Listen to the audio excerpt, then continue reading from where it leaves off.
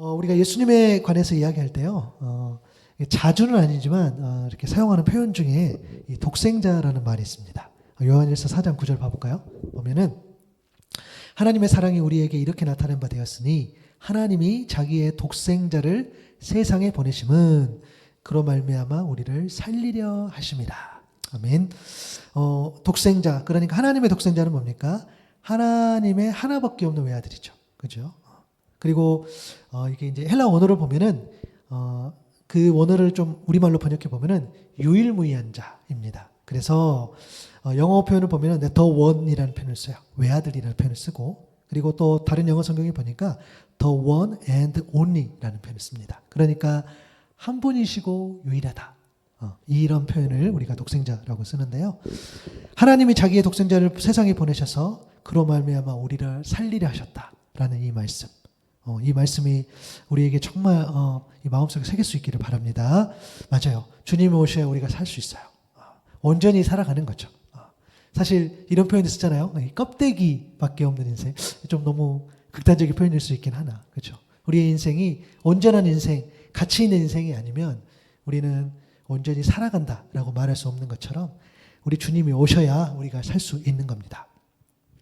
그런데 우리 주님, 그러니까 하나님의 하나밖에 없는 아들, 독생자 예수 그리스도. 우리가 이 표현을 이렇게 접하다 보면은 또 한편으로는 예수님을 안 믿거나 잘 모르는 사람들에게서는 또 낯선 또 말씀이 있어요. 이건 뭐냐? 마가복음 6장 3절에 보니까 이 사람이 마리아의 아들 목수가 아니냐, 야고보와 요셉과 유다와 시몬의 형제가 아니냐, 그 너희들이 우리와 함께 있지 아니하냐 하고 예수를 배척했다라고 되어 있어요.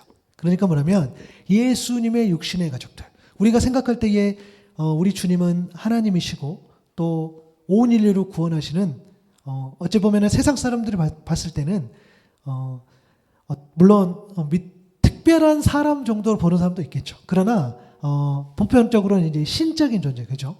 물론 부처님, 뭐 다른 우리 또 다른 신들 이렇게 비교하는 게 너무 속상하고 자존심 상하나 믿지 않는 자들은 그럴 수 있어요. 그런데 이런 이야기를 들으면 예수님의 어떤 육신의 가족이 있었다, 또 형제가 있었다, 이런 이야기 또 들으면 지난주에 말씀드렸던 것처럼 되게 예수님의 어떤 그런 메시아로서의 어떤 그런 존재, 우리를 구원하셨다라는 그 메시지가 잘 안 들릴 수도 있을 것 같아요. 이런 내용들을 보면 예수님의 아버지 요셉이죠. 그리고 마리아 엄마가 있었고 야고보, 요셉, 유다, 시몬이라는 형제가 있었고 또 누이들도 있었다는 거야.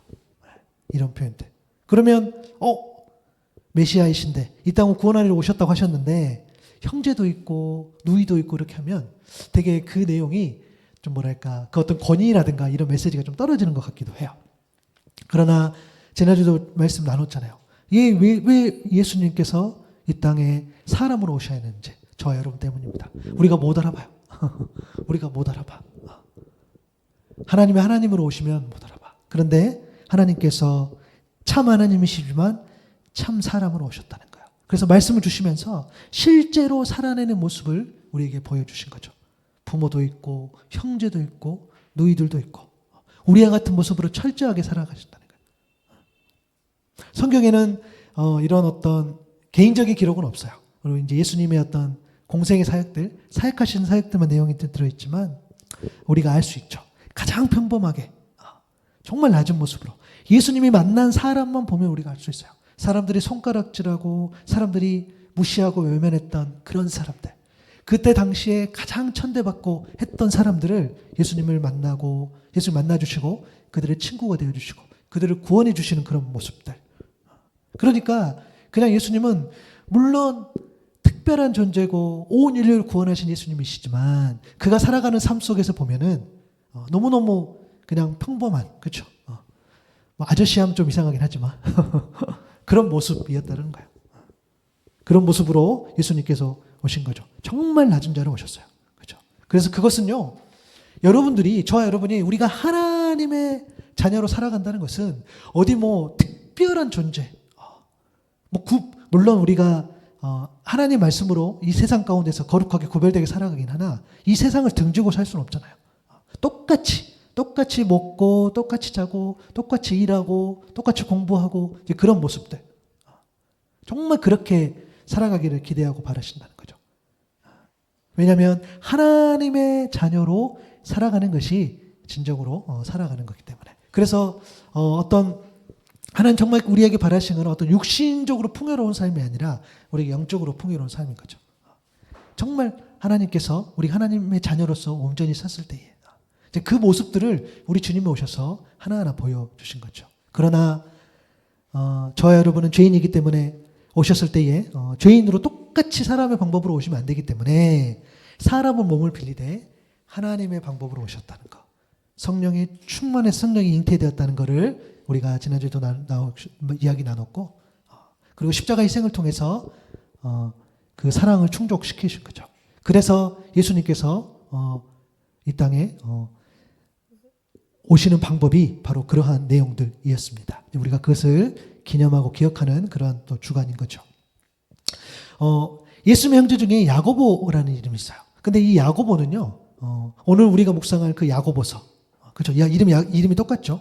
그래서 예수님의 형제 야고보도 있고요. 성경에 그 신약 성경에는 야고보 이름이 몇 명 더 나옵니다. 마태복음에 보니까 세베대의 아들 야고보, 또 알페의 아들 야고보라는 표현이 있고 언급이 있고요. 그리고 방금 읽었던 예수님의 형제 야고보가 있고 또 누가복음에 보면 유다의 아버지 야고보라는 표현도 있어요. 그러나 대부분 이 야고보서의 저자를 예수님의 형제 이 야고보로 봅니다. 이 야고보는 예수님이 본격적으로 활동할 때는요, 그 가르침을 쫓아가지 않았어요. 오히려 비판적인 태도. 방금 읽었던 그 마가복음 6장 3절에도 보니까 예수님을 배척했다 그랬어요. 인정하지 않았죠. 그런데 주님이 십자가와 부활, 또 승천, 이런 어떤 일련의 사건들을 야고보가 경험하면서 나중에는 주님의 제자가 됩니다. 그리고 더 나중에 예루살렘 교회의 지도자가 됐고, 그리고 유대 역사가죠. 요세푸스의 글에 의하면 62년경에 순교했다고 전해지고 있어요. 그렇게 예수님을 비판했던, 인정하지 못했던 그가 예수님을 만나고 경험하고, 그래서 나중에 교회의 지도자가 되고, 그리고 순교했던 그런 사도까지 나아가는 거죠.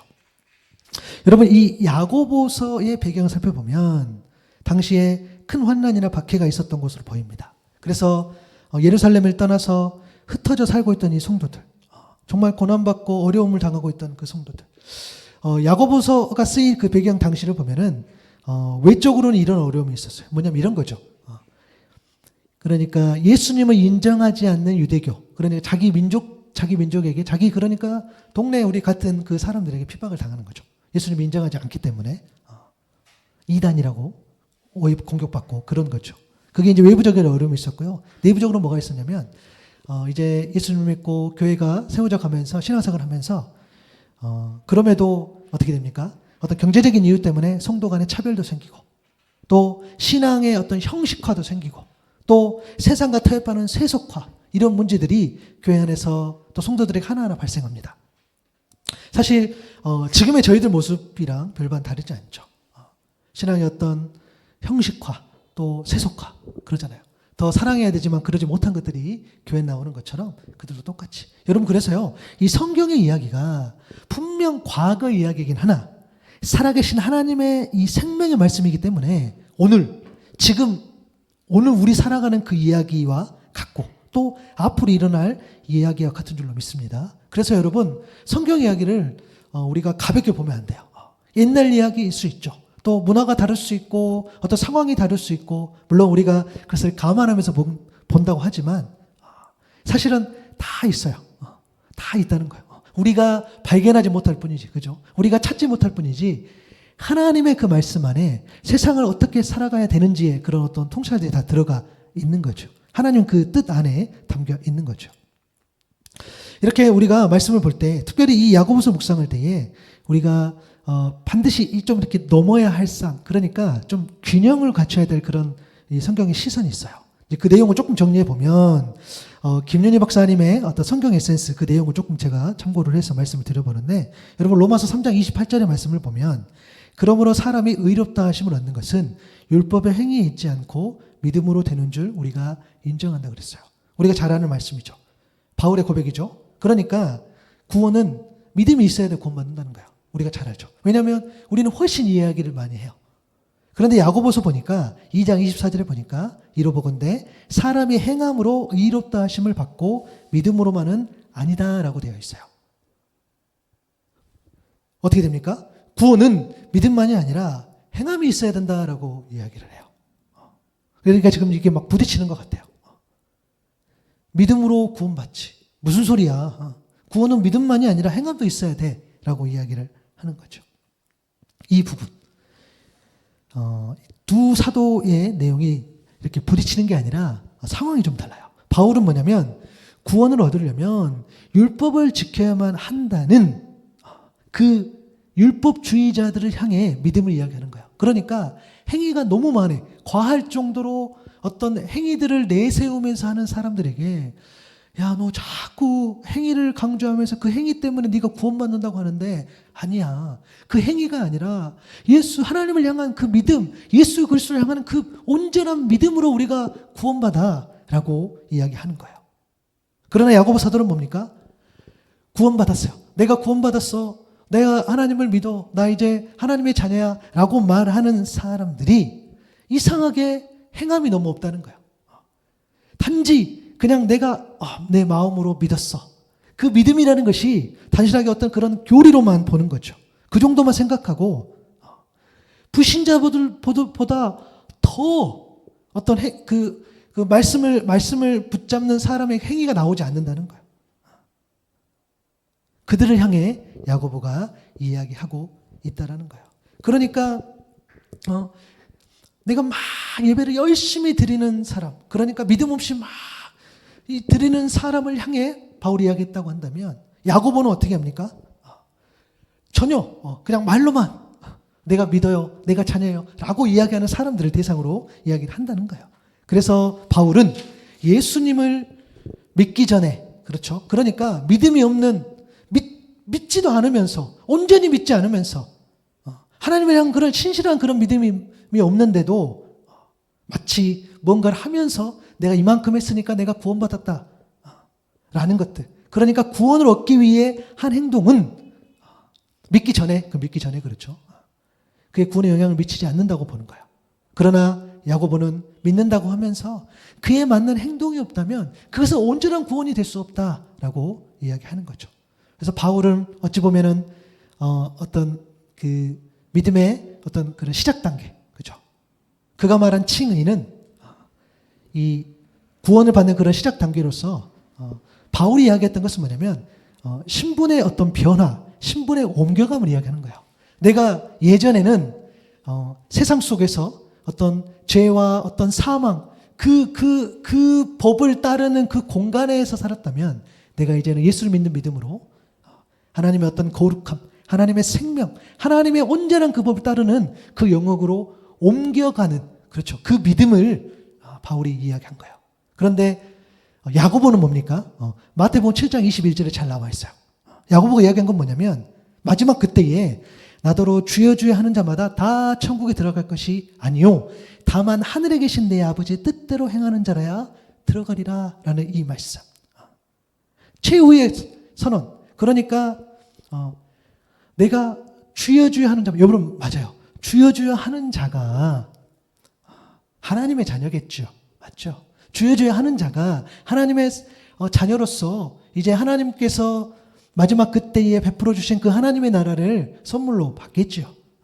그러나 그 주여 주여 하는 자가 아버지의 뜻대로 행하는 자가 아니라면, 아버지의 뜻대로 살아가는 자가 아니었다면, 하나님의 그 마음을 온전히 알고 그 믿음으로, 그래서 그 믿음을 행함으로 살아가지 아니했다고 한다면 마지막 그때에는 설령 매일매일 주여 주여 하면서 나아갔던 자더라도 하나님의 그 나라에 들어갈 수 없다라는 것들. 그러니까 소위 말하면 어떤 열매도 없고 행동도 없는, 그죠? 그런 어떤 신앙인들을 염두에 두고 이야기했다라는 거예요. 여러분 오늘 왜 이 말씀을 조금 계속 이야기한 건 뭐냐면 이 신앙이라는 것이 그런 거죠. 우리가 믿음을 이야기하고 행함을 이야기할 때 구분되어진 게 아니라는 거예요. 믿음이 있어야 되고 행함도 있어야 되고 같은 말이에요. 여러분 믿음이 없는데 어떻게 믿음의 행함이 나올 수 있겠어요. 그렇잖아요. 그리고 내가 믿는 자인데, 내가 하나님을 온전히 사랑하는 자인데, 내가 하나님 앞에 기도하고 나아간다고 잔다고 하는데, 어떻게 우리가 신앙생활 하면서 더 하나님 앞에 나아가는 그런 성숙함이 없겠어요. 사람마다 차이는 있겠으나 그러지 않는다는 거예요. 나는 내가 하나님 믿는데 변함과 같지는 않는데 라고 하는 것은 내 생각일 수 있어요. 그죠? 그러나 하나님 앞에서 우리가 온전하게 살아갈 때는 조금 더디더라도 우리의 신앙이 하나님 앞에 좀 더 가고 한다는 거예요. 그 이야기를 하는 게 중요해요. 왜냐하면 이 야고보서의 관점을 가지고 오늘 말씀을 보는 게 굉장히 중요해요. 예수님의 형제요 주님의 사도였던 야고보, 고난과 역경 속에 있는 주의 형제들에게 권면합니다. 오늘 본문 7절 8절을 보니까 그러므로 형제들아 주께서 강림하시기까지 길이 참으라. 보라 농부가 땅에서 나는 귀한 열매를 바라고 길이 참아 이른 비와 늦은 비를 기다리나니 너희도 길이 참고 마음을 굳건하게 하라. 주의 강림이 가깝다라고 권면해요. 그러니까 지금 야고보가 어떻게 권면합니까? 길이 참아라. 가까워요 지금. 주의 예수님 오셔 가깝다니까. 그러니까 길이 참아야 돼라고 이야기하는 거죠. 여러분 길이 참는다는 말은 오랜 세월이 지나도록, 우리 그 애국가 보면은 길이 보존하세요 이 표현 나온 거죠. 그 길이 우리말이 어려워요. 그죠? 이 오랜 세월이 지나도록 그냥 오랫동안 참으라라고 권면해요. 여러분 내가 힘든 일 당할 때, 그죠? 누가 참으라고 인내하라고 하면 여러분 기분 어떠세요? 마치 이런 거 있잖아요. 둘이 싸우고 있어. 그죠? 그러면 그죠? 우리 애들이 있으니까 하온이가 싸우고 있어. 제가 라온이한테 갔다 야 네가 참어. 왜 나만 참아야 돼요? 하온이한테 가서 야 네가 참어. 왜 나만 참아야 돼요? 이런 일이 일어날 수 있다는 거죠. 그건 마찬가지죠. 내가 누구랑 싸웠는데, 그죠? 또 아내와 우리 아이들이 여러 가지 뭘로 갈등이 있어. 그럼 제가 아내한테 가서 당신이 참어. 라온아 네가 참어. 하온아 네가 참어. 한쪽만 참으라고 하면 왜 내가 참아야 되는데 이렇게 할 때가 있지요. 그럴 때 되게 우리가 발끈할 때가 있어요. 왜냐하면 억울할 때는 그런 거죠. 왜 내가 참아야 되죠? 또 오래 참으면 왠지 내가 손해보는 것 같아요. 억울한 일 당할수록 그런 거죠. 그래서 인내하고 오래 참는 것은 분명히 고통입니다. 사람마다 어떤 일에 차이가 있을 수 있겠으나 내가 참고 인내하는 것은 굉장히 고통일 수 있어요. 그러나 야고보 말한 이 인내라는 것은 맞죠. 그냥 단순하게 교리적으로만 우리 성경에도 인내하라는 말 계속 나오잖아요. 단순하게 인내하라라는 게 아니라는 거예요. 말씀을 교리로만 보는 게 아닌 거죠. 그런 것처럼 단순하게 무조건적으로 참으란 말이 아니라, 왜냐하면 기약 없이 기다리는 거, 너무너무 사람을 지치게 하는 거 모르지 않아요. 끊임없는 어떤 고통, 또 어려움들, 깨진 관계들, 이런 것들을 그런 상황 속에서, 그런 상황에 있는 사람들에게 단순하게 기다리라라는 그 의미라는 것이 무작정 기다리는 그런 것이 아니라 우리에게 약속의 말씀이 있으니 그 약속을 붙잡고 길이 참으라는 거야. 언제까지? 주께서 오시는 그때까지. 주의 강림이 곧 있기 때문에, 주님 곧 오신다니까. 그렇기 때문에 그 약속의 말씀을 붙잡고 네가 참기를 바래 라고 고민하는 거죠. 그러니까 여러분, 우리 믿는 자들의 인내함이라는 것은 결국 뭡니까? 단순하게 시간의 의미가 아니에요. 그죠? 시간은 길 수도 있고 짧을 수도 있겠으나 우리가 믿음이 있는 자들로서, 하나님의 자녀로서의 어떤 믿는 자들의 인내함은 뭡니까? 하나님의 약속, 그 약속의 말씀을 붙잡고 인내한다는 거예요. 그러니까 막연한 인내가 아니라, 막연한 기다림이 아니라 근거가 있다는 거예요. 그 근거가 뭡니까? 그 말씀이라는 거예요. 우리가 왜 오랫동안 참지 못할까라고 했을 때는 맞아요. 힘들어요. 고난, 고통, 어려움 맞습니다. 우리가 믿는 자라고 해서 힘들어요. 그래서 믿음 있는 우리 분들이 되게 이제 고난과 고통 속에 이게 길어지면 사실은 더 힘들죠. 왜냐하면 내가 하나님을 향한 믿음이 있고 또 하나님의 자녀라는 그런 확신도 있고 하나님께서 내게 베풀어 주신 은혜가 있는데 어떤 고난과 어떤 고통과 어떤 고려움이 좀 길어지면 그때가 흔들릴 때가 있는 거죠. 그것은 직분이 있는 자나 없는 자나 똑같은 것 같아요. 뭔가 잘 안 되고 뭔가 좀 안 풀리고 뭔가 억울한 일이 생기면 우리 안에 그런 마음이 있는 거죠. 그런데 또 한편으로는 인내하는 것이 또 어려운 게 뭐냐면 그 열매라는 것이 그 실체가 없어요. 여러분 너무 웃기지 않으세요? 편하게 생각해 봅시다, 우리. 주의 강림이 올 때까지 기다려. 이게 안 들려요. 하나님 언제 오신지도 잘 몰라. 오시기는 한 걸까라는 것들. 그죠? 그리고 정말 귀한 것은요, 너무너무 시간도 오래 걸리는 것 같고, 마지막에 임할 것 같단 말이에요. 그리고 그 열매도 잘 모르겠고, 또 정말 그 열매가 있는 건지. 마지막에 기다렸는데 귀한 것이 있고 뭐가 있다면 마지막까지 참을 수 있겠죠. 근데 그러지 않는 경우가 허다하다는 거예요. 잘 모르겠다는 거예요. 그리고 길이 참을 때에 얻게 되는 그 열매는 사실 이 말씀에 기록되어 있지만 그것은 뭐냐면 주님이 오실 때에 우리가 온전한 구원을 얻는다는 거예요.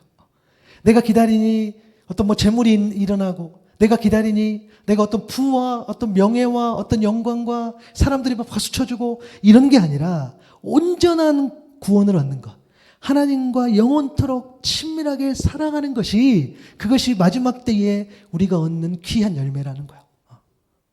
이게 말씀에 약속되어 있는 거죠. 그래서 여러분, 마지막 때를 기다린다고 할 때에 그 마지막 때의 열매를 우리가 먼저 그 은혜가 없다면 우리가 사람들에게, 우리가 믿지 않는 자들에게 어떻게 마지막 때를 기다려요? 주님 오시면 우리에게 영광이 있어요. 주님 오시면 우리에게 행복이 있어요. 온전한 삶이 있어요. 온전한 기쁨이 있어요. 라고 말할 수 있겠어요. 맞잖아요. 왜냐하면 마지막 때 그 이를 때까지 귀한 것은 바로 그런 것이기 때문입니다. 여러분, 계시록 21장 3절 4절을 보면은 새하늘과 새 땅이 묘사되어 있어요. 그때에 나는 보좌에서 큰 음성이 울려나오는 것을 들었습니다. 보아라, 하나님의 집이 사람들 가운데 있다. 하나님께서 그들과 함께 계실 것이요, 그들은 하나님의 백성이 될 것이다. 하나님께서는 친히 그들과 함께 계시고, 그리고 4절에 보니까 그들의 눈에서 모든 눈물을 닦아주실 것이니 다시는 죽음이 없고 슬픔도 울부짖음도 고통도 없을 것이다. 이전 것들이 다 사라져버렸기 때문이다. 마지막 그때에 우리가 그토록 고대하는 우리 주님이 다시 오셨을 때에, 그리고 하나님께서 우리에게 마지막까지 예비해 놓으신 그 선물, 우리가 믿음으로 입성할 그 새하늘과 새 땅, 우리가 누리게 될 그 하나님의 영광스러운 그 나라, 그곳에는 눈물도 닦아주시고 죽음도 없고 슬픔도 없고 울부짖음도 없고 고통도 없는 그 나라라는 거예요. 여러분, 그래서 교회가 중요해요. 왜냐하면 교회 안에서 마지막 주님 오실 그때를 누리는 것, 그것이 교회의 존재 목적이에요. 하나님께서 왜 이 교회를 허락하시겠어요? 하나님께서 왜 세상에 많은 교회들을 허락하시겠어요? 그곳에서 마지막 그 나라, 그러니까 하나님이 임재하시는 그 나라를 경험하는 거예요. 여러분, 세상에 어떤 조직이 모든 사람의 눈물을 닦아주겠어요? 그 슬픔, 그 부르짖음, 그 고통, 누가 얼마나 온전하게 그것을 진실되게 받아주겠어요? 그리고 여러분, 교회 왔을 때 맞아요. 우리 안에, 이 교회 안에서는 죽음이 없어야 돼. 여러분, 말로 사람 죽일 수 있잖아요. 말로 사람에게 상처 주고, 말로 또 그들을 품지 못해서 그들에게 아픔을 줄 수 있잖아요. 그런데 마지막 이 교회만큼은 모든 눈물을 닦아줄 수 있는 곳, 슬픔고 울부짖음도 고통도 물론 사람 사는 곳이기 때문에, 또 죄인들의 모임이기 때문에 있을 수 있죠. 그러나 그런 어떤 갈등이 있을 수 있으나 결국에는 교회 안에서 다시 기도하면서 눈물도 닦아주고 슬픔도 울부짖음도 그런 고통도 없게 할 수 있는 것들. 그래서 공동체가 중요한 거예요. 그런데 주님이 오셨을 때는 이 모든 것이 완벽하게 이루어진다는 거예요. 그 소망이 우리에게 있기를 소망합니다. 맞아요. 그래서 그 교회가 중요한 겁니다. 그래서 우리가 인내하면서 살아가는 거죠. 여러분, 히브리서 6장 13절, 14절, 15절에 보니까 오래 참는 자에게 받는 약속이 있었어요. 하나님이 아브라함에게 약속하실 때에 맹세했다 그랬어요. 이르시되 14절, 내가 반드시 너에게 복주고 복주며 너를 번성하게 하고 번성하게 하리라 하셨더니 15절에 보니까 그가 이같이 오래 참아 약속을 받았다 했어요. 여러분, 아브라함의 약속, 이 아브라함이, 하나님께서 아브라함을 통해 주신 약속이 뭐였어요? 근데 그 약속을 주시기 전에 하나님 뭐 하셨다 했습니까? 맹세하셨다 그랬어요. 여러분, 보통 맹세는요, 그렇잖아요. 높은 어떤 권위, 또 높은 큰 것에 있어야지 거기에 거는 거 아닙니까? 내가 그 이름으로, 내가 그 권세로, 그 권위로 내가 맹세합니다. 그런데 하나님보다 더 높은 분은 없기 때문에 하나님이 스스로 맹세하셨어. 왜요? 내가 그만큼 확실하게 이 말씀 내가 지킬게, 약속해 줄게 라는 의미로 굳이 하나님 맹세까지 안 하셔도 되는데 맹세하신 거예요. 그게 이 아브라함을 통해서 주신 복이었죠. 내가 반드시 너에게 복 주고 복 주며 너를 번성하게 하고 번성하게 하리라. 내가 뭔가를 해서가 아니었어요. 내가 뭔가를 노력해서가 아니에요. 내가 뭔가를 이루어야지. 내가 어떤 조건을 채워야지 내가 복 준다 이런 개념이 아니에요. 하나님께서 약속으로 주신 거예요. 은혜로 주신 거죠. 창세기 12장 1절에 3절의 말씀인 거죠. 큰 민족을 이루고 이름을 창대하게 하고 복이 되리라 하는 그 말씀. 그러니까 우리가 여러분 이럴 때잖아. 하나님 복 주십시오. 하나님 뭔가 채워주십시오. 하나님 이것도 주시고 하나님 이것도 주시고 하나님 이것도 주십시오. 라고 기도하는 것도 맞지만 내가 온전히 하나님의 자녀로 섰었을 때에 내가 온전히 하나님하고 친밀한 관계를 맺었을 때에 내가 하나님께서 나에게 내가 복이라고 칭해 주시는 거야. 아멘. 그래서 그 관계가 사실은 그게 더 빨라요. 그게 더 빠르다니까. 내가 노력해서 뭔가를 얻어서 애써서 내가 무슨 복을 받겠다 이것보다 내가 온전히 하나님 앞에 순종하고 엎드리고 그래서 하나님 이런 표현이 뭐냐면 그냥 우리 바지 끝자락 이거를 잡고 내가 하나님의 자녀가 되었을 때에 하나님 나에게 복이라는 거예요. 여러분 놀라지 마세요. 너를 축복하는 자에게 내가 복을 내린다고 했어요. 하나님께서. 너를 저주하는 자에게 심지어 저주한다고 했어요. 그러니까 여러분 내가 하나님의 복받는 자로서 복으로서 서 있고 여러분이 하나님의 자녀로서 복으로 서 있어. 우리가 서로 축복해줘. 그러면 우리는 온전히 복에 쌓여. 아멘. 그게 더 빠르다는 거예요. 그게 더 본질적이라는 거예요. 그런데 그 모든 약속을 오래 참았을 때에, 그렇죠? 오래 인내했을 때에, 어떤 상황과 형편이 놓여 있을지라도 그것들을 길이 참았을 때에 하나님께서 이것을 주신다고 하셨어요. 아브라함의 주신 복이 우리에게도 임할 줄로 믿습니다. 여러분, 아브라함 말씀 보면은요, 큰 민족을 이루고 이름을 창대하고 복이 되라 이 말씀이 굉장히 뭐랄까 우리에게 안 다가오는데요. 여러분 조금만 적용해 보면 알 수 있어요. 여러분 한 사람을 세웁니다. 그리고 여러분을 통해서 한 가정을 이루고 그 가정의 믿음 안에 섰었을 때에 내 자녀가 믿음으로 쓰고 내 자녀의 자녀가 믿음으로 쓰고 내 자녀의 자녀의 자녀가 믿음으로 섰을 때에 그렇죠. 그것이 쌓여서 한 집안을 이루고 믿음의 가정을 이루고 믿음의 집안을 이루고 믿음의 민족을 이루는 거지요.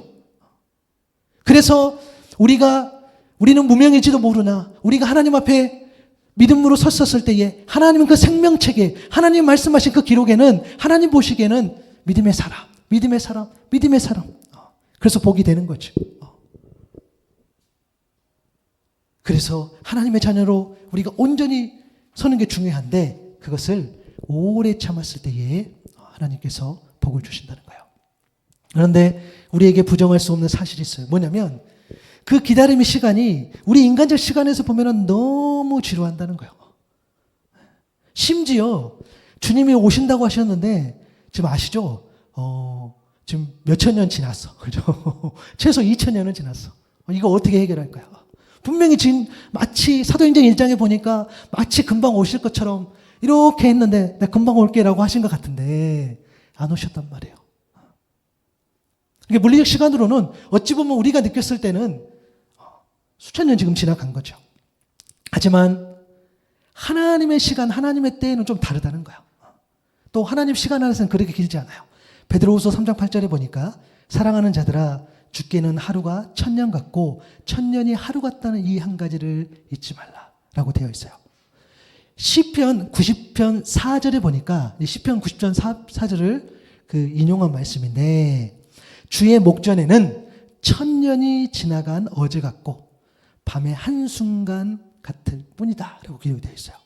뭐냐면 하나님의 시간 하루는 사람의 시간 1000년과 같다라는 거예요.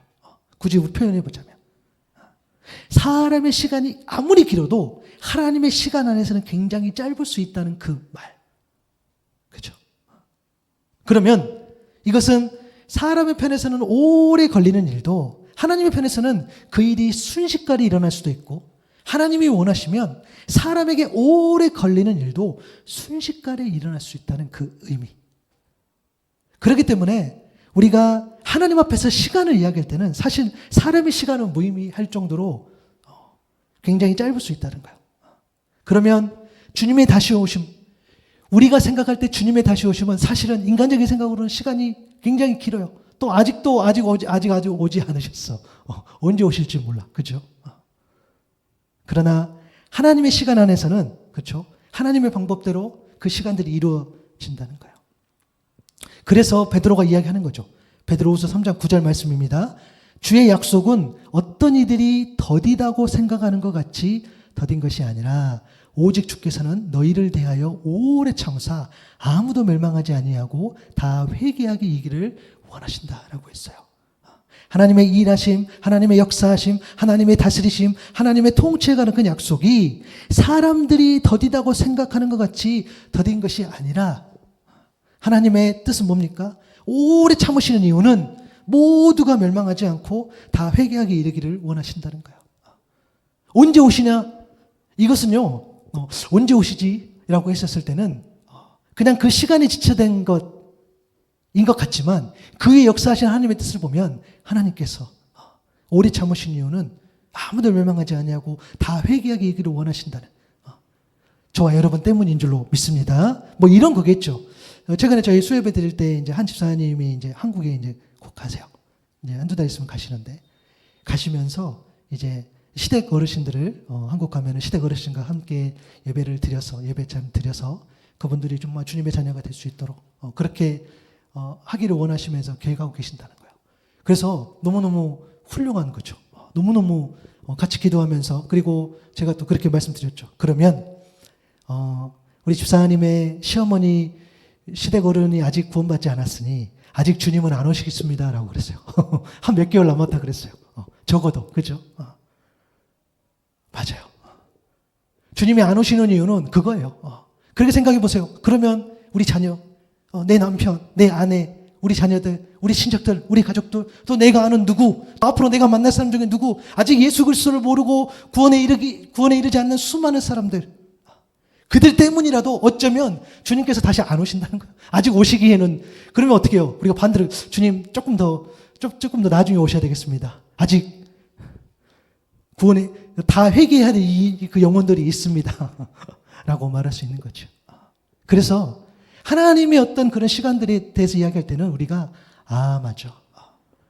내가 생각할 때는 지체된 것 같고, 내가 생각할 때는 아직 이런 것 같지 않지만, 어쩌면 하나님의 시간 안에서는 굉장히 짧은 시간일 수 있겠구나라고 우리가 말할 수 있는 거겠죠. 심지어 이런 거겠죠. 저와 여러분들을 쓰실 때에도 마찬가지예요. 어쩌면 하나님께서 저희 가정을 하노이로 보내신 것도 지난 수십 년을 훈련시키시고 이렇게 보내셨을 수도 있고, 아니면 또 이곳에서 훈련시키시면서 더 다른 내가 전혀 알 수 없는 다른 것을 맡기시려고 어떤 그전 과정에 놓일 수도 있다는 거예요. 우리 또 하나님자매 왔지만 지금 또 다른 해외에서 공부하는 그런 과정들, 하나님께서 쓰시는 그런 과정들이 있다는 거예요. 거기에서 오랜 시간 머무를 수도 있고 거기에 짧게 머무를 수도 있겠으나, 하나님의 계획 안에서는 우리가 헤아릴 수 없는 거죠. 그런 과정들. 그러기에 오래 참으사, 그러니까 길이 참으라라는 이 메시지가 우리에게 오히려 희망이고 위로가 될 수 있다는 것. 왜? 하나님의 때가 있기 때문입니다. 그래서 야고보 사도는 기약 없는 그런 인내가 아니라 하나님의 시간 안에서 이제 곧 실현될 주님의 다시 오심을 기다리되 그 약속의 그 주신 말씀을 소망과 확신을 두고 길이 참으라라고 권면한 거예요. 그러면서 농부 이야기를 오늘 한 거죠. 보라, 야고보서 5장 7절 하반절입니다. 보라, 농부가 땅에서 나는 귀한 열매를 바라고 길이 참아 이른 비와 늦은 비를 기다린다 그랬어요. 이 이른 비는 하나님이 약속하신 비예요. 신명기 11장 14절에 보니까 너희의 땅에 이른 비와 늦은 비를 적당한 때에 내리신다고 말씀하셨어요. 이 이른 비는요, 주로 가을에 씨를 뿌리고 씨가 이 삭뜨기 직전 한 10월 정도 내려요. 그래서 공동번역 성경에는 가을비로 표현하기로 해요. 또 늦은 비는 이듬해 추수하기 직전 3월에서 4월 혹은 4월에서 5월경에 내리는 그 비. 공동번역 성경에는 봄비라고 되어 있어요. 때가 되면 농부는 이 준비한 땅에 농작물의 씨를 뿌려요. 그런데 안타깝게도 농부는 자신의 밭에 이 뿌린 씨가 귀한 열매로 맺어지는 그런 과정이 있어서 중요한 그 비, 그렇죠? 이것을 내리게 하는 데는 아무것도 할 수 없어요. 하나님이 약속을 해 주셨지만 그 비를 내리게 하는 것은 오직 하나님의 영역, 농부는 할 수 없어요. 그러므로 농부는 어떻게 합니까? 그것이 자라서 열매를 맺기까지 참고 인내하며 기다려야 돼요. 왜요? 하나님의 손길이 필요하니까. 하나님만이 하실 수 있는 것. 그러니까 하나님을 믿고 의지하면서 맡기는 거겠죠. 하나님을 믿는 그런 농부라면. 그 비는 오직 하나님이 정해주신 때에 내리기 때문이에요. 그래서 농부는요, 참고 인내하면서 기다릴 때에, 하나님이 모든 걸 주관하시는 주관자시구나. 하나님이 진짜 공급자이시구나. 이것을 깨달아 알아가는 거죠. 또 하나님을 어떻게 하면 신뢰할 수 있을까? 하나님을 신뢰하는 법에 관해서 배우게 돼요. 그리고 사람의 한계도 인정하게 돼요. 내가 할 수 없어. 여러분, 비를 어떻게 사람이 내리게 하겠어요? 어떻게 햇빛을 쬐게 하겠어요? 어떻게 바람을 불게 하겠어요? 할 수 없어요. 그러나 시간이 가면 갈수록 그것들을 하나하나 배워가는 거죠. 그리고 그렇게 농부이지만 또 농부는요, 자기 땅에 씨를 심으면서 그들을 농작한 그 농작물이 나오기까지 아무것도 할 수 없음이 분명하지만 그렇다고 해서 아무것도 하지 않고 그냥 하나님의 손길을 기다리지 않는다는 거예요. 그렇죠? 농부의 참음, 농부의 인내함, 농부의 기다림 그 안에는요, 잡초도 뽑고 비료도 주고 필요하면 괭이주도 합니다. 그래서 그 귀한 열매를 맺을 수 있도록 어떻게 합니까? 최선을 다해서 자기 할 일을 해요. 그 기다림의 시간을 어떻게 합니까? 이 농작물이 잘 자랄 수 있도록 내가 할 일을 다 한다는 거예요. 그러면서 오직 하나님만이 하실 수 있는 것을, 그 비를 기다린다는 거예요. 그래서 야고보가 이 농부 이야기를 한 겁니다. 귀한 열매를 위해서 자신이 할 수 있는 모든 것을 다한 후에 하나님이 공급해 주시는 그런 햇볕과 비를 기대하면서 참고 인내하는 것처럼 우리도 고난과 역경의 연속일 때 아무것도 하지 않고 그냥 자포자기하면서 그 시간들을 보내는 것이 아니라 마음을 굳건하게 하며, 그래서 하나님과의 어떤 그런 관계들 더욱 친밀할 수 있도록 우리가 할 수 있는 것을 다 한다는 거예요. 내가 하나님 앞에 나아간다는 거예요. 그러면서 길이 참으라 가까우니라. 이 말씀. 단순하게 수동적으로 내가 시간을 보내는 그런 기다림이 아니라 내가 적극적으로, 능동적으로 하나님 앞에 나아가면서 기다린다라는 것을 이야기하는 줄로 믿습니다. 여러분, 마음을 굳게 한다는 것은요, 어떤 확고한 결심이나 결의로 마음을 더 뚜렷하게 분명하게 만드는 거예요. 그죠? 단순하게 내가 할 수 있어, 이게 아니라 하나님의 자녀들에게 확고한 결심과 결의는 뭡니까? 결국에는 믿음이라는 거예요. 믿음이요, 믿음의 행위이라는 거예요. 그래서 여러분, 길이 참으라, 가깝다라는 그 인내의 시간 안에 우리는 뭘로 채워야 되느냐? 야고보서 5장 13절의 말씀처럼 너희 중에 권하는 자가 있느냐? 그는 기도할 것이요. 맞아요. 기도로 채워야 된다는 거예요. 하나님의 자녀로서 참고 인내하며 기다리는 그 견딤의 시간에 우리는 기도하는 시간으로 기도를 채우는 거예요. 그런데 여러분, 이 기도를 채울 때요, 우리 야고보서의 관점을 조금만 생각해 보면 좋겠어요. 기도한다라는 것을요, 어떤 단순한 어떤 교리로만 접근하면 안 된다는 거예요. 기도할 때에 그것은 마치 어떤 내가 원하는 것, 그리고 내 이 어려운 상황, 어떤 그 상황만 역전된다는 것, 이것을 구원하는 것이 아니라, 내 만족, 내 유익으로 구원하는 것이 아니라, 정말 기도할 때에 우리는 근거가 필요합니다. 뭡니까? 믿음의 행위로서 기도는 결국 뭡니까? 나의 소원, 나의 바람이 아니라 하나님의 말씀, 하나님의 약속이어야 한다는 거예요. 그리고 나서 하나님 앞에 기도할 때도 직접 나아가서 온전히 기도한다는 거죠. 내가 단순하게 그냥 말로만 기도하고 하나님 내 맘 아시지요. 하나님도 알지요. 그게 아니라 내가 온전히 기도할 때 기도 행위가 필요한 거죠. 내가 하나님 앞에 나아갑니다. 그래서 여러분, 예배하는 게 너무 중요해요. 예배 한 번 한 번 드리는 게 너무 중요해요. 여러분 언제 막 기도합니까? 그죠? 기도 잘 안 해요. 그죠? 예배할 때 우리가 기도하죠. 그때에 기도한다는 거예요.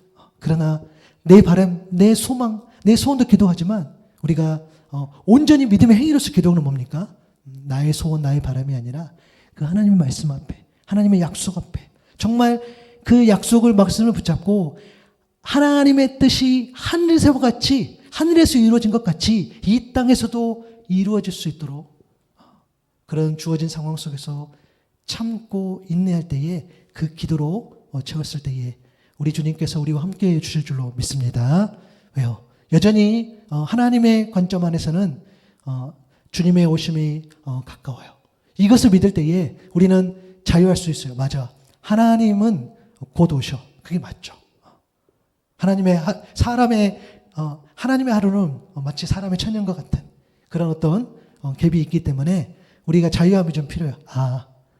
하나님이 빨리 우리 주님이 빨리 오셔서 내 모든 문제를 해결해 주고 하면 좋겠으나 그죠? 그런 물리적인 개념에서의 어떤 기다림을 이야기하는 것이 아니죠. 여러분 그래서 우리는 그 인내의 시간을 말씀에 근거한 기도로 채웠을 때에 우리 안에 큰 은혜가 있을 줄로 믿습니다. 아픔과 절망 속에 여러분들 있습니까? 혹은 여러분들 여전히 참고 인내해야 되는 그런 상황에 놓여 있습니까? 예레미야 33장 23절에 보니까 이를 행하시는 여호와 그것을 만들며 성취하시는 여호와 그의 이름을 여호와라 하는 이가 이와 같이 이르시도다. 너는 내게 부르짖으라. 내가 내게 응답하겠고 내가 알지 못하는 크고 은밀한 일을 내게 보이리라 말씀하셨어요. 여러분 사람의 시간이 아무리 길지라도 그래서 그 시간이 더디게 흐르고 지체된다 할지라도 하나님의 시간 안에서는 굉장히 짧을 수 있어요. 그래서 하나님은 하나님의 뜻에 따라서 하나님의 때에 일을 행하시며 만드시며 성취하셔요. 그러하기에 오늘 또 우리는 길이 참고 인내하며 기다릴 수 있다는 겁니다. 믿는 자들의 인내함은 이것입니다. 하나님의 말씀을 붙잡고 인내하는 것이고 하나님의 말씀을 붙잡고 기도하는 겁니다. 여러분 그 기도 안에 하나님의 말씀을 담아서 기도할 수 있기를 바라고요. 여러분 정말 부탁드려요. 여러분 우리가 이 인내의 시간들을 다른 곳으로 채우는 것이 아니라 물론 여러분에게 부탁하는 것도 있지만 스스로에게도 이야기하는 거죠. 저에게도 이야기하는 거죠. 그 시간들 혹시 지체된 것 같은 내 이 어려움과 절망 가운데 있는 이 어려움들이 길어지는 것 같은 이때에 내가 계획하고 기도하고 내가 세웠던 그것들이 안 되는 지체되는 그때에 오히려 하나님 앞에 기도할 때에 하나님의 말씀을 담아서 기도하는 거죠. 그래서 여러분 정말 근거가 필요해요. 내 욕심대로 내 만족대로 기도하는 것이 아니라 말씀에 대한 근거가 필요하다는 거예요. 하나님 내게 주시는 그 말씀이 있어야 된다는 거예요. 그 말씀으로 기도할 때에 하나님의 마음을 우리가 더 깊이 알고 온전히 우리가 하나님과 친밀함을 누리면서 그 뜻을 발견한다는 거예요. 오래 참음으로 약속을 받았던 믿음의 선진들이 있지요. 아브라함 비롯해서 모든 사람들이 오래 참음으로 약속을 받았어요. 모든 믿음의 사람들이 오래 참고 오랜 시간이 걸려서 그리고 그 시간 안에 약속을 받았다는 건 뭡니까? 그 과정 가운데 있었을 때도 여전히 하나님께서 은혜를 베풀어 주신다는 거예요. 아무 은혜 없이 아무 어떤 하나님과의 교감 없이 갑자기 오랜 시간 지나서 은혜를 받는 것이 아니라 그 과정 가운데서도 하나님이 만지신다는 거예요. 그래서 우리가 어떤 물리적인 시간에 갇혀서 하나님의 은혜의 어떤 자유함을 놓치는 것이 아니라 길이 참았다. 길이 참으라 가까우니라 이 말씀이 우리에게 오히려 힘이 되고 위로가 되어서 그렇게 그 시간을 기도로 채우면서 그 과정 가운데 놓여있는 그 하나님의 은혜를 우리가 누릴 수 있기를 바랍니다. 길이 참는 시간을 통해 하나님이 모든 걸 주관하시는 주관자요. 그 진정한 공급자이심을 깨닫는 은혜. 하나님을 신뢰하는 법에 관해서 배우는 은혜. 그리고 사람의 한계를 인정하면서 겸손하게 살아가는 그 은혜. 이 은혜를 온전히 누리며 살아갈 수 있는 저와 여러분 될 수 있기를 바랍니다. 아멘.